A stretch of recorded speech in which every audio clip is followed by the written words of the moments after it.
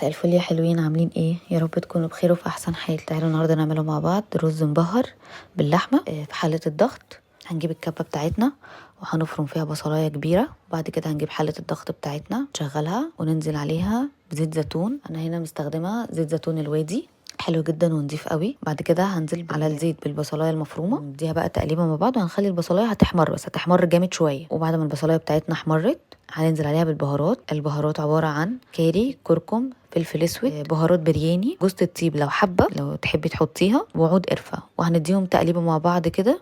وبعد كده هننزل بقطع اللحمه ونديها برضو تقليبه مع بعض كده. وبعد ما نقلب اللحمه مع البصل والبهارات، انا كنت ناسيه هنا بس احط ورق اللوري والحبهان، هنحطه. بعد ما حطينا ورق اللوري والحبهان هنديها بقى تقليبه، وبعد كده ننزل عليها بالميه السخنه وهنسيبها تستوي 5 دقايق بس، نغطي عليها غطا. بعد هنا ما استوت 5 دقايق هننزل عليها بقى بالرز. الرز البسمتي مغسول كويس جدا ومنقوع، هتنزل عليها بالرز. وبعد ما نزلنا عليها بالرز ما تنسوش ان احنا هنا ما كناش حاطين الملح، فهنحط بقى الملح ونديهم تقليبه مع بعض كلهم. هنقفل الغطا كويس ونتاكد من صمام الامان بتاعنا ان هو مقفول. وانا كنت ظبطها على اللحمه في بدايه التسويه. هنكنسل بقى اللحمه وهنعملها على زرار التسويه السريع ونشغلها ونسيبها، ونروح نحضر طبق مخلل سريع كده نحطه جنب الاكل. المخلل ده معمول في البيت من ايد حماتي، تسلم ايدك يا ست الكل، ربنا يديك الصحه يا رب. وبعد كده نرجع بقى تاني للرز المبهر باللحمه. فك صمام الامان يطلع الدخان بتاعه كله، وبعد كده بعد ما خلص الدخان بتاعه كله طلع، نفتح بقى الغطا ونقلب بقى كده، ندي كده بقى الرز بتاعنا تقليبه. الرز جميل جدا وحلو جدا